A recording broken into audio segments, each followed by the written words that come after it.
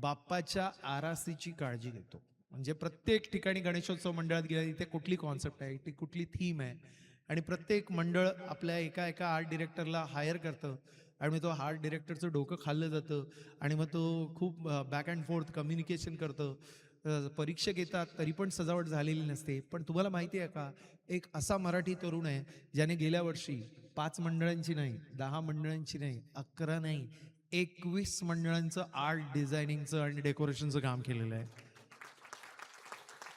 आणि कोण आहे हा असा मराठी तरुण जो आजपर्यंत पडद्याआड आहे आणि एवढा मोठा आर्ट डिरेक्टर आहे? मला वाटतं नितीन देसाई यांच्यानंतर जे नाव अदबीनं घेतलं जाईल ते हे नाव म्हणजेच सुमित पाटील. जरा जोरदार टाळ्यांचा कडकडाट. एका वेळी 21 मंडळांची गेल्या वर्षी आर्ट डिरेक्शनची जबाबदारी या मुलाने घेतली होती. Think about the theme, think about the efforts, think about the kind of dedication he has towards his work.